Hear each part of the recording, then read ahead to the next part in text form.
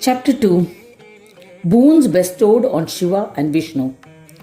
Om Shri Ganeshaya Namaha. Mudgalacharya said, Shri Mahakali and other goddesses were amazed after listening about the eternal yoga. So they asked, O Mahamaya, you explain the yoga that destroys all doubts. We have all become enlightened after listening to it. You have mentioned that one who possesses a lustful mind will not be able to have the darshan of Ganesha even after millions of lifetimes. It has been said by the learned that when Jivas and Devas do not attain Ganesha, their lives are rendered fruitless. Despite being blessed with a physical body, endowed with knowledge, capable of accomplishing all, it is a deep mystery why they do not worship Gananatha, who is capable of bestowing all. Such people, depleted of all their knowledge, O Jagadamba, are comparable to an ignoramus, as they forsake Gananatha because of their lustful nature. O Adi Shakti, please tell us about the legend of Kama in detail. Tell us how lust can be destroyed so that we can attain Dundi Ganesha. O Jagadamba, you are the ultimate Guru in our opinion. O Revered Mother, please elucidate the path of attaining Vigneshwara. We shall observe that path to attain the Almighty. Kama, or god of beauty, is a Prajapati named Dharma was born from the right breast of Brahma. Dharma was very handsome. 3 sons, Shama, Kama and Harsha, who were exceedingly handsome, were born to him. Of them, Kama became the god of beauty. His wife was Rati. The word Kama also refers to lust, to gratify the urges of the material senses.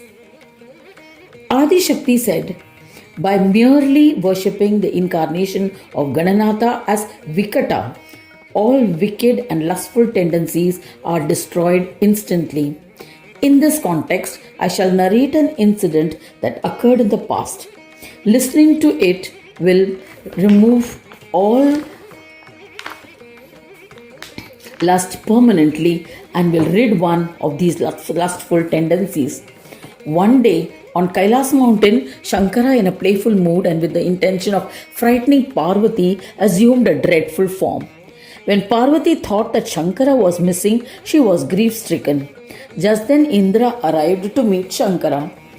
Shankara appeared in the form of a dreadful monster. When he saw the form of the dreadful Rakshasa, Indra became enraged. Indra threw his thunderbolt Vajra at him to kill him. When the weapon touched Shiva, it was rendered ineffective. Shankara too became furious.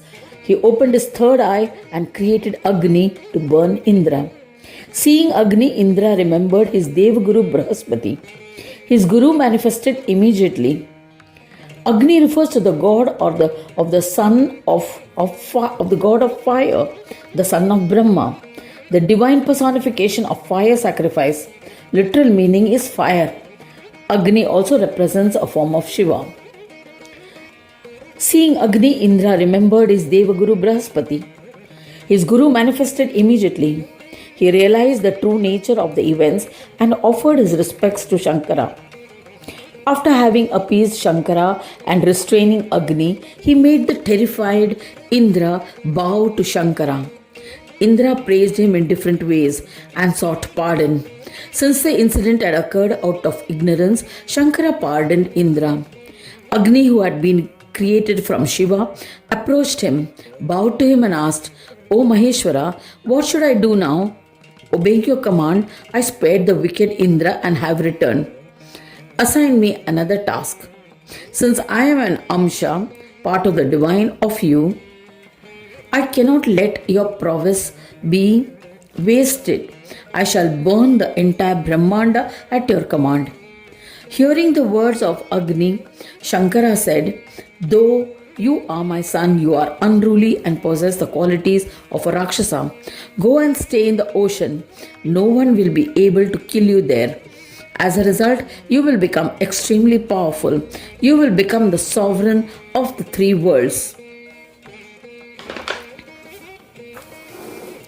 And will destroy Dharma, righteousness. King Dharmaraja's daughter, Vrinda, will be your wife.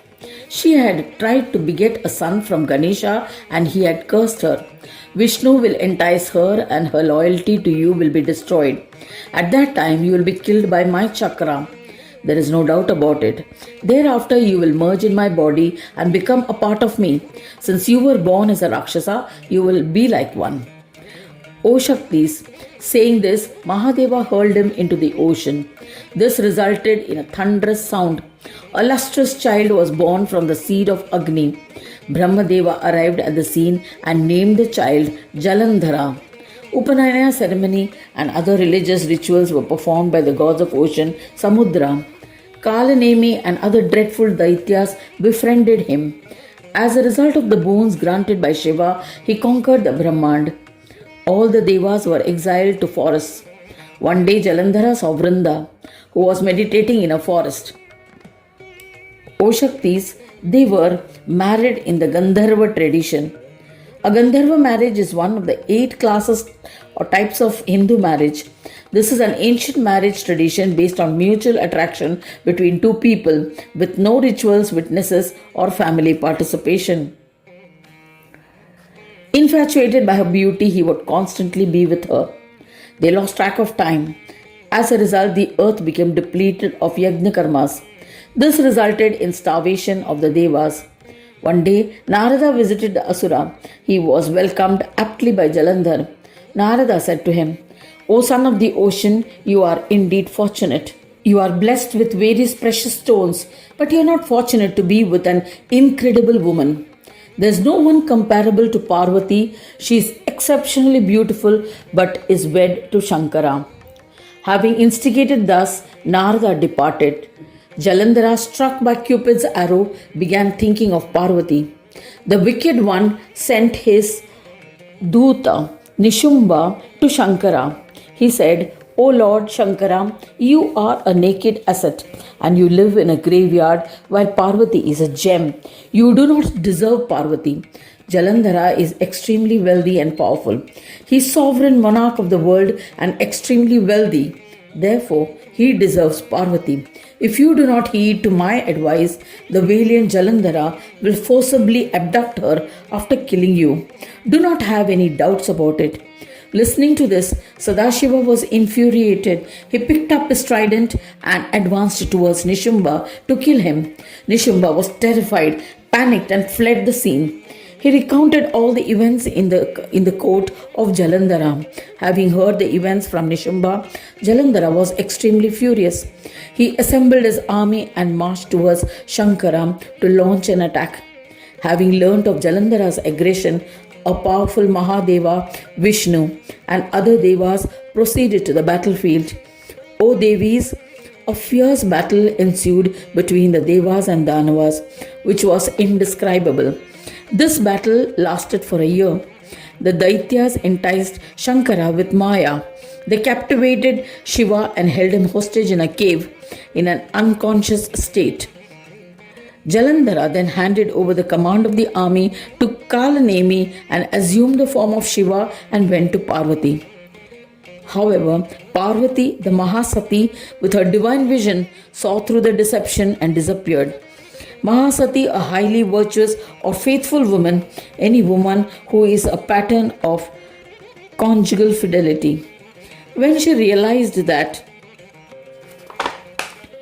Jalandhara had arrived on the Himalayas, she contemplated on Mahavishnu. Lord Vishnu pacified her. He took the form of Jalandhara and went to entice Vrinda. Seeing the form of Jalandhara, Vrinda immediately recognized that it was Vishnu disguised as Jalandhara. She pronounced a curse on Mahavishnu. She said, "You shall turn into a stone." Vishnu panicked, went to Siddhakshetra and started worshipping Vignapa with devotion. Shankara, who had been captivated in a cave, commenced intense meditation on Vignapa after regaining consciousness. Ganesha manifested before him to grant him boons. Seeing him, Shiva bowed to him reverentially. He chanted various stotras to please the Siddhi bestowing Ganesha. He recounted the events humbly. Dundi, pleased with Sadashiva, handed the Sudarshana Chakra to him. He said, "Remember me in the battle and kill the Danava with this chakra, thereby protecting all." O Mahadeva, you will emerge victorious. Having granted the boon, Gajanana disappeared. Armed with the chakra, Shankara emerged from the cave. Vishnu was meditating on Vigneshwara in Dandakaranya. Ganeshwara manifested before him and granted boons. He said, "Do not worry, O Vishnu. Earlier you did not remember me, so you were cursed. Now you have surrendered to me. Earlier, I had granted a boon to you at this location. So, O Madhava, I am condoning your mistake. But since you are already cursed, you shall remain a stone in your Amsha form. Yet, you will continue to live elsewhere in your complete form as before. You will be worshipped by humans in the form of a stone as a god. You shall remain in it as a god undoubtedly. Now, once again, remembering in me in your heart, assume the form of Jalandhara and approach Vrinda. This time, you will succeed in seducing her." Having granted these boons, Gajanana disappeared. Having received the boon, Vishnu assumed the form of Jalandhara and once again went to Vrinda.